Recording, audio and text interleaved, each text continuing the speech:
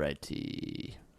What's up, everybody? Welcome to the Drake and Jimmy Jew Show. My name is Drake Peterson, and that over there is the tantalizing Jimmy Jew. And on today's episode, we don't just have one guest, we actually have two. And here to talk about their upcoming race at King of the Hammer this week, please welcome pro racers Jason Scherer and John Webb. What up, pimps? What's What's up, you guys? How you guys Stoked to doing? be on. Yeah, we're happy you guys to come on right before the race. Now, when's the race start? This weekend? Yeah, so Thursday, they're going to release the race course. They never tell us where we're going to be racing exactly out there until Thursday afternoon. So we're going to go do our pre-running, and then the race is actually on Saturday, February 6th. So we get about 7 or 8 days to go figure out how we're going to make our plan for what we're doing for pit stop strategies and all that kind of stuff. Well, how long is the race? Like, is it hours or miles? How does it work? It's 192 miles this year, I think, right, Jason? Yeah, something like that. And it takes about 8 hours, right, Webb? Something like that. Yeah, with no issues. With no issues. Yeah, if you win, you're done in 8 hours, which sounds ridiculous because it's not very far to go. But the trails are the hardest trails they could possibly put together to make it as. They want to make this the most difficult one ever. Like, that's their goal every year. And I think the attrition rate is 80%. So only 20% of the people that start the race finish. That's many. What? It's crazy. Yeah. This year we actually got a little advantage. They released all the trails that we're hitting this year on the pre-broadcast that they do to tell everybody what starting order they're doing the qualifying in. So we got a little advantage this year, I guess, but we don't know where on the race where we're going to be hitting the trails, but we got what trails we're hitting. And it's trails, it's rocks. I mean, you guys are climbing over shit too. Like to see the Jeepers doing the mountains on videos for the people listening. I kind of think of it like, people go do Rubicon and it takes them like a weekend or 3 days to get through there. And each one of the trails that we hit is kind of like doing the Rubicon. So it's like hitting the Rubicon and doing it 10 times per lap and getting 2 laps of that done, plus 90 miles of desert and being done in 8 hours. And you're like, dude, that's insane. You know what I mean? But you're basically, if you're driving the Rubicon in our cars, you'd be averaging about 30 miles an hour. No way. Yeah. Yeah, and it makes the Rubicon look real easy compared to what we're doing. Well, more like Fordyce. Yeah, even harder than Fordyce. Wow, yeah. Fordyce is some crazy shit. I went out one time with Webb and some of the guys. I don't think you were there, Jay. I think Casey was there. I think Casey was there, yeah. Yeah, Jason's brother. And, oh, yeah, that's some shit. Webb's all, here, drive my car. I'm like, where? There's a wall in front of us. Yeah, you just go up it. How the fuck can you go up a wall, bro? Just drive forward. The fucking thing just takes you up a wall. You're like, what the fuck? Yeah, it was pretty many. Pretty crazy. Yep. I think my favorite thing is to take people over to Sledge when we get there that have never really seen the Hammers trails, because you're driving across the desert and there's a mountain range in front of you, and you there's like lots of different access roads and people get a little turned around. And when you pull into Sledge and you're like, this is the trail, they look around, they go, what do you mean? There's no trail here. It looks like you're literally going up like waterfalls of rocks. And they look at it and they're like, there's no way anyone's going up that. And you're like, dude, that's a trail right in front of you. And they're like, oh my God, So it's gnarly. It's the gnarliest rocks that they have. That's why this place has become so famous. So it's always in a similar area, same place. They just choose different routes. Totally. Yeah. No shit. What'd you guys place last year? I got 5th last year. Out of how many trucks? How many, Jason? Like 100 or so? Well, I know there's 460 entries total, and then Webb's in the unlimited class, like the highest class, and both of us are. And then I think there was over 100, like 116 cars or something in our class alone, and Webb finished 5th. Wow! So, on a fucking homemade garage built car. Well, no, actually Jason let me copy his new state of the art car. So if it wasn't for him, I wouldn't even be racing, honestly. So I owe a lot to this guy. That's not true, Webb. We know that you would still be racing in that other rig, and that'd be fine, and he'd still be doing well, dude. Webb's a rock crawler at heart, man. He's got the line, he's got it all dialed. But we gave him a little technology leap with the car working a little better. So, like, you still run the big speakers on top? Because, I mean, you'd watch King Hammer, all these fucking race cars and shit, right? Then all of a sudden, here comes fucking, like, Grizzly Webb up to this fucking thing, and he has like giant house speakers strapped to the top of his fucking rig, blasting like Slayer or some shit. You're like, what the fuck is this? Gotta have the music, man. Gotta have the music. So I think it's good, man. It keeps the vibe good, right? Right. So you still do the speakers on top? Oh yeah. Yes, They're that's a trademark. Little more advanced than house speakers now, but okay. They're still speakers, man. Still speakers. Good. Well, technology. Right. Yeah, Drake wants to definitely What kind of trucks do you guys use? Like, this obviously isn't something you just go, buy at the dealership. You make it, build it from scratch? Pretty much. Yeah. The stuff jumped in technology. Like we started off, we'd build these in our garage and they were just kind of a pile of tubing, and we'd make everything work, right? And then it switched to where maybe 8 or 9 years ago, maybe 10 years ago now, they started becoming designed in SolidWorks. So you were engineering a vehicle in a computer before you were building it in your shop, right? And so that leap forward made the vehicles, like, the fit and finish was better, the quality and design was better. We started being able to explore different geometries on suspension to see like what would work better, and then you could go build it and then build a different design and compare them. So like the thing leapfrogged in really short order, but so did the price tag. Like in 2009, I won the race, and the car was $60,000 to build, which was insane at the time to build a car just to go out wheeling, and it was $60,000. And I mean, now they're, the car's average builds are close to $500,000. That's fucking crazy. Wow. Yeah. Are with all like technology moves so fast, like, do they have to put restrictions on, what kind of stuff you can have, like computer wise? And because I'm sure people can get some pretty crazy shit that they can put on their trucks now.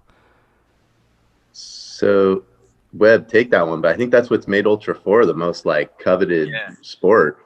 Yeah, our class that me and Jason run, we're pretty much unlimited class. So pretty much we can kind of do anything you want, any tire size, any sort of motor.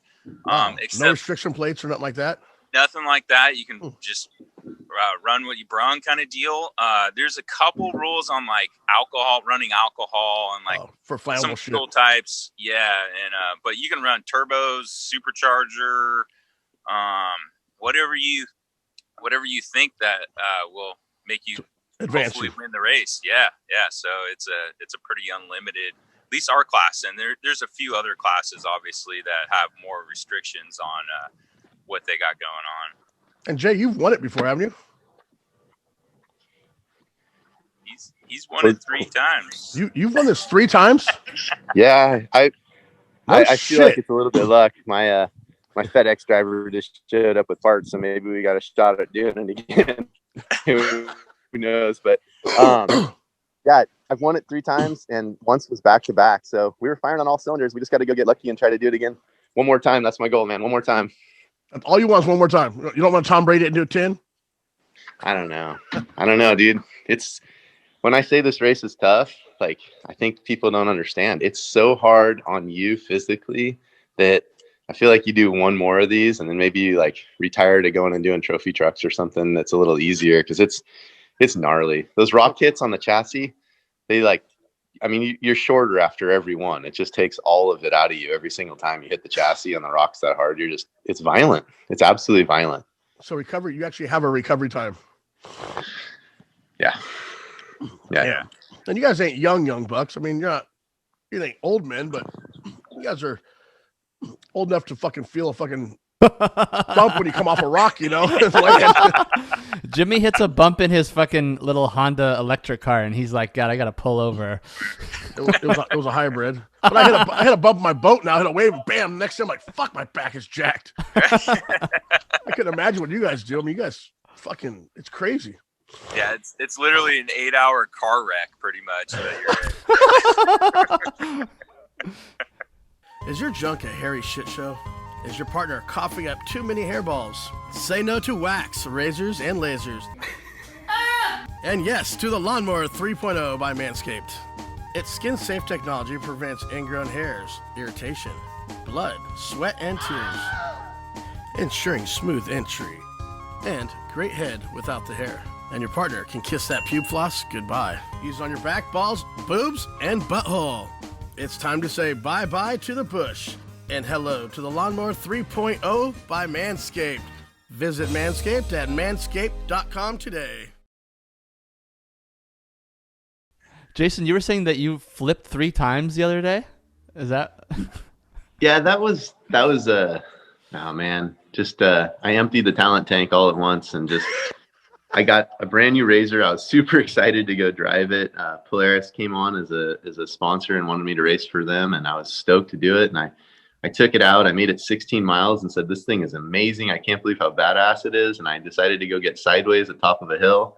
And it had enough power. Instead of it turning, it kind of lifted the front tires and just pushed. And I hit a wall and then made it all the way to the bottom with a triple flip all the way down. It was graceful looking, except that it kind of screwed up the car. Wow. And that wasn't a super bad hit. Like I was sore for a few seconds, like you're like kind of shook, but my hands never came off the wheel kind of deal. So I was able to like brace myself really nicely. It's those hits when you lose control of your body. Those are the ones where you pay the price after. The next day feeling, wake up, what the fuck hit me?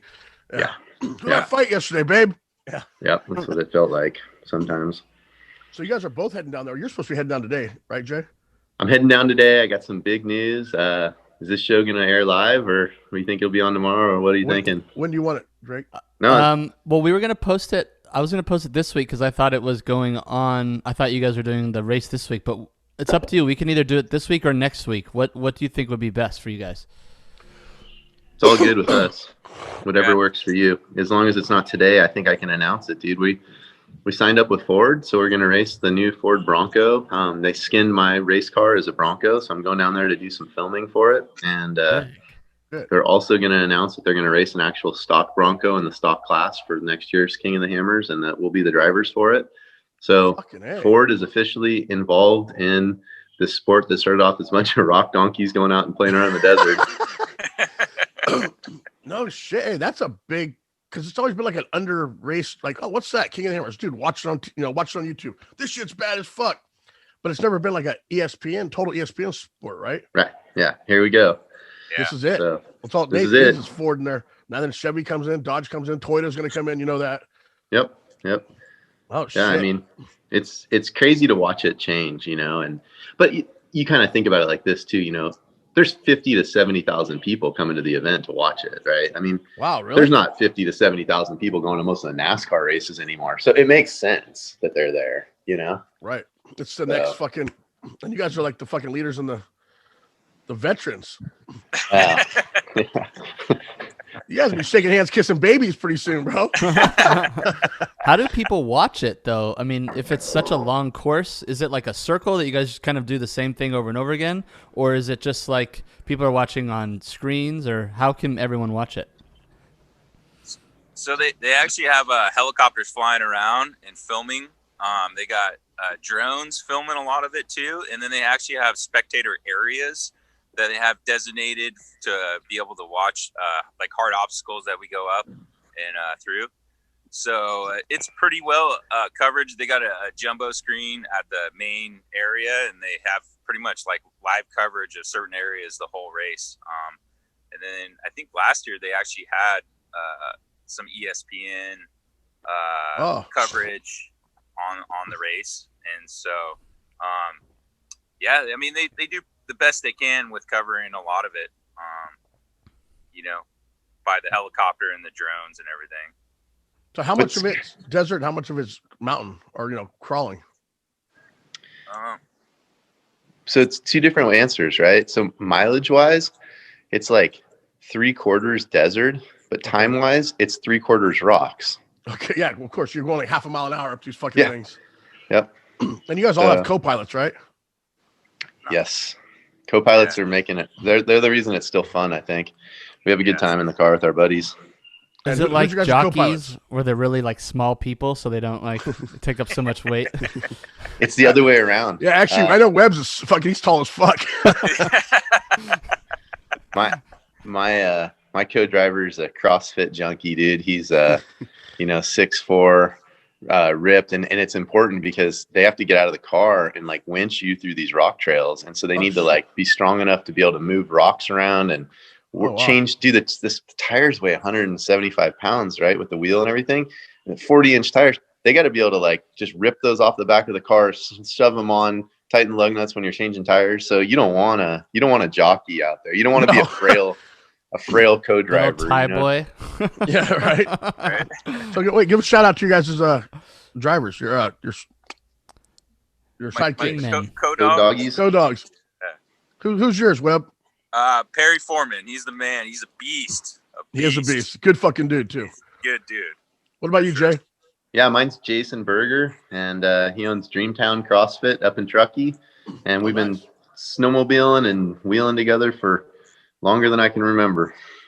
Damn, that's badass. Yep. I like it up there. Actually, we got to go for another app. Let's open up the abalone thing we went to that one time. Nah, I think it's still closed? Yeah. Oh. Yeah, you know. God damn, so we got to make another trip going. Yeah, I heard some like fungus messed it all up or some weird shit. I don't know. Oh, the camping trip? Yeah, remember the camping trip with abalone? Oh, dude, that was one of my favorites. That was awesome. Where was that? Oh, do you remember? Were you there when the search and rescue came? No. So I made a second trip up there, Casper Beach. Yeah, that's where you went, right? Yeah. I went up there a second time, dude, with my brother, and I went ab diving, and I went around the corner, and he didn't see me, so he freaked out and called search and rescue. Fucking Casey. Oh, it's such a Casey move, dude. He was eaten by a seal. Yeah, right. But I was in a bad mood, so I like didn't give my name and everything to the search and rescue people, and they were pretty upset with me. But yeah, it worked out good. I got away with it. Yeah. You know who I am? I'm a fucking crawler, bro. No, I was mad at my brother. I was like, you idiot. You called these people out here for me? Like, you know, it wasn't them. I wasn't mad at them. I was mad at my brother, but I just took it out on them. Well, that's fucking funny. So you guys, so when do you leave, Webb? I'm leaving hopefully Friday morning. Head down with Perry and like my Cliff, my pit crew chief guy. Yep. He's coming down, so hopefully we can all caravan down. That'd be cool. And you guys are staying down there till next Sunday. Yep. Coming back. And I got to make it down there. I've been saying it for fucking years. I know, you got to get down, man. It's good times. Next week on Friday, I'll be driving back from Arizona. Hey, swing by. Can I swing that way? Can I go that way? Really? Pick me up, Jimmy. I'll be with Adam, Machine Head Adam. Oh shit. Yeah. We're flying down to Arizona, pick up a truck, drive it back, a diesel. We should just fucking cruise to the cameras. Yeah, it's on your way, dude. Really? It is literally on your way. Where exactly is it?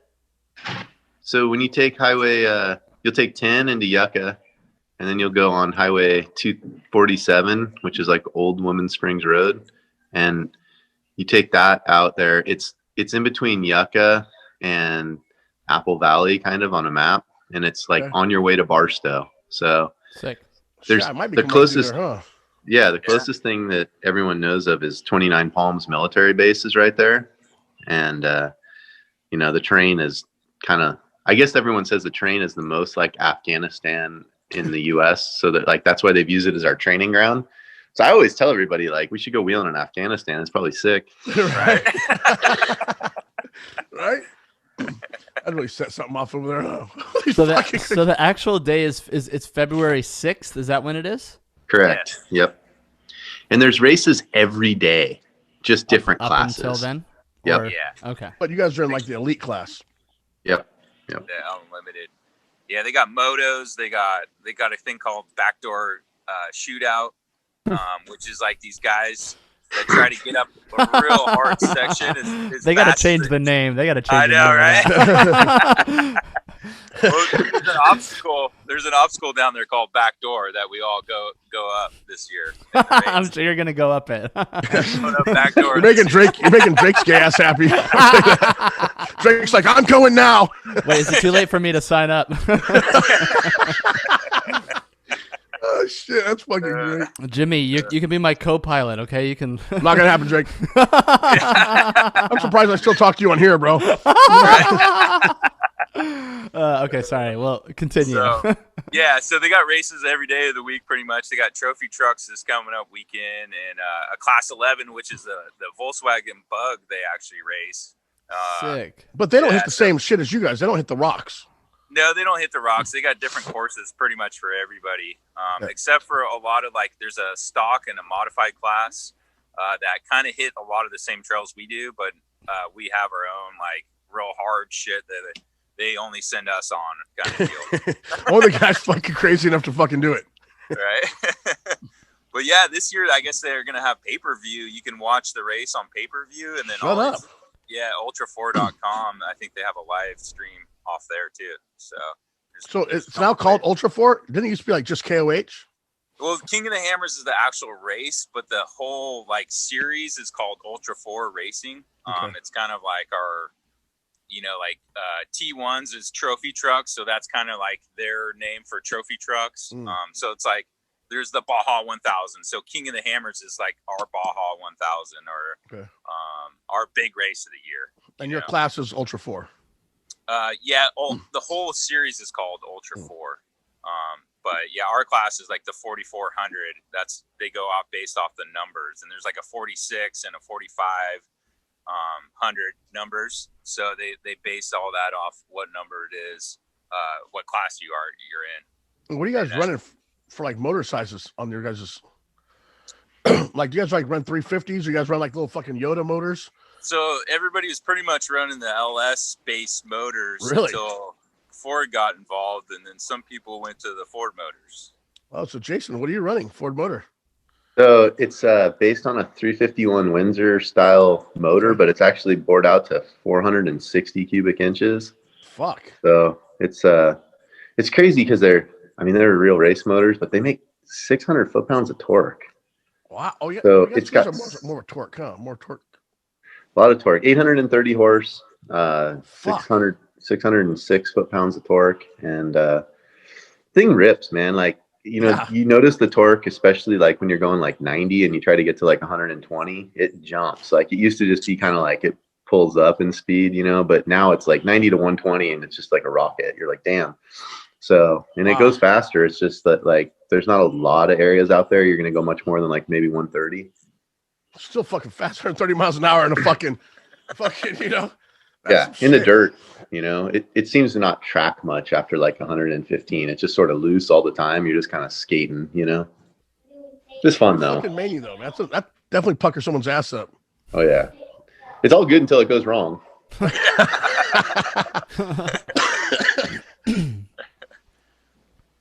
Damn, that's some really fucking crazy shit, man. And it's Ford's gonna be into it now. It's gonna be on pay-per-view. I mean, this is fucking actually huge. And so there's something really fun to watch too.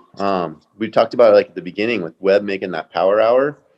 So the top competitors get to qualify, but it's not like they get to. They have to qualify last.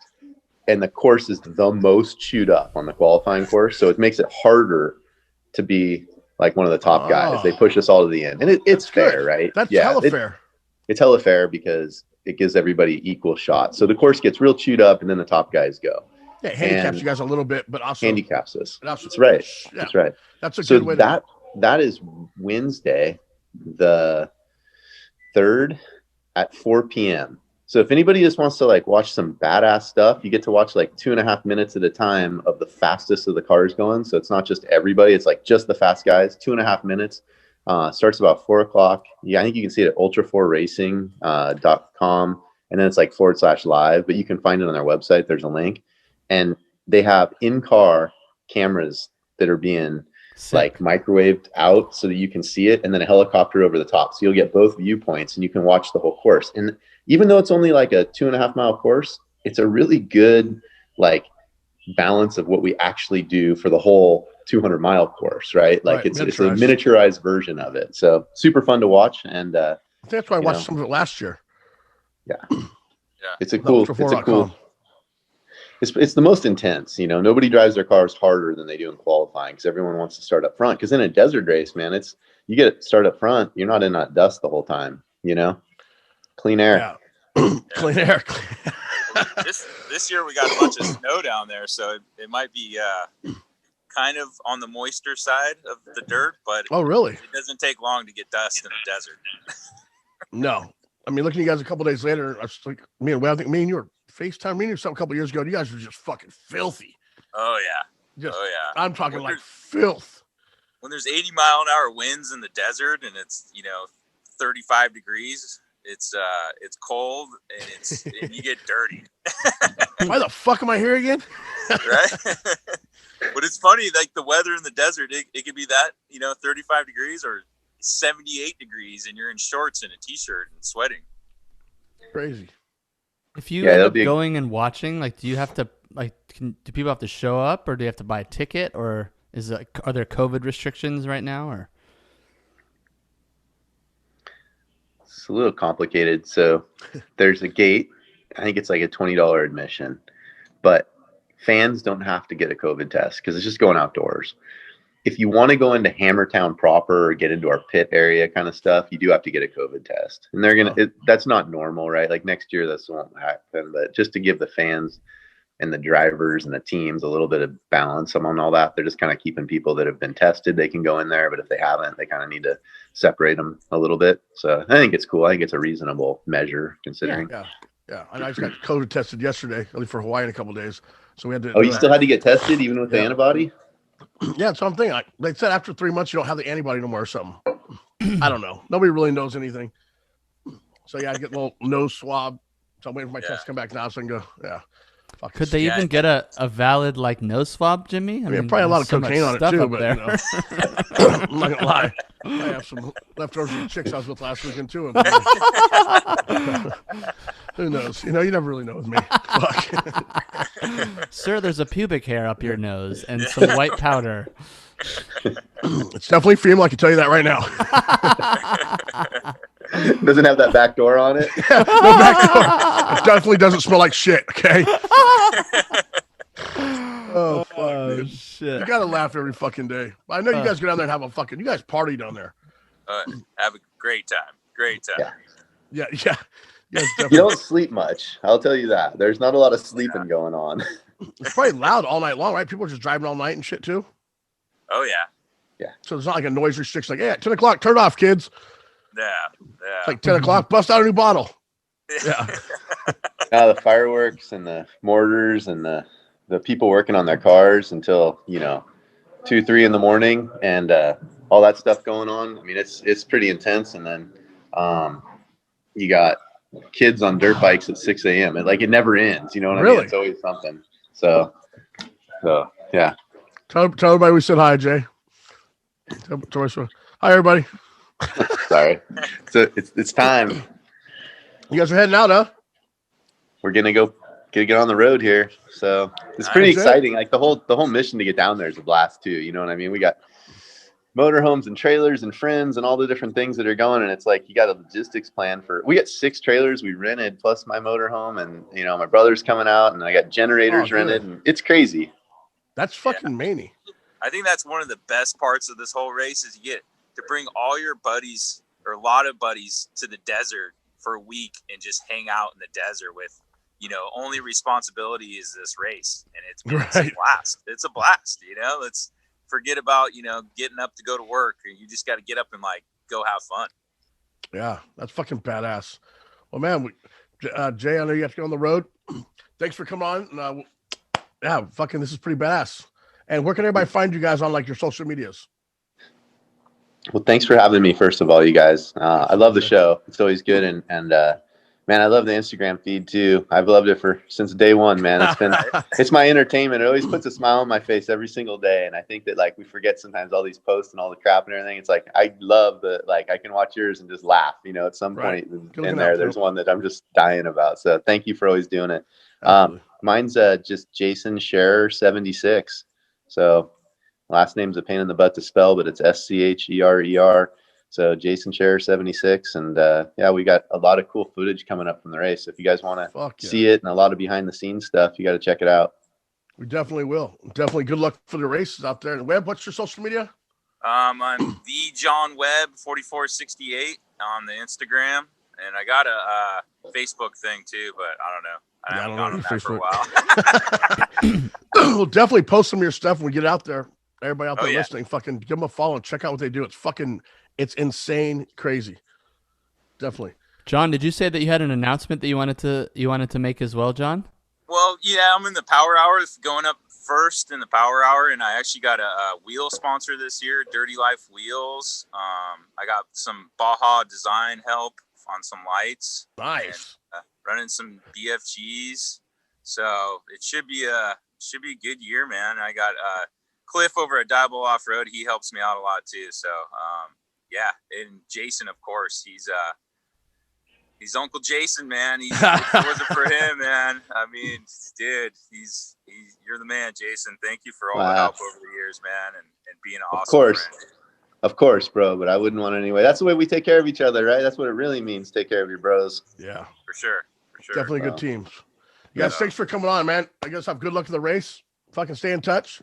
Yep. And fucking. Thanks a lot, you guys. Win. All right. Yeah, see you there. Come on, boys. Good luck. See you later. All right, later. Cool. So that one's good. Cool, you guys, man. I appreciate you guys coming on. Oh yeah. All right. Yeah, man.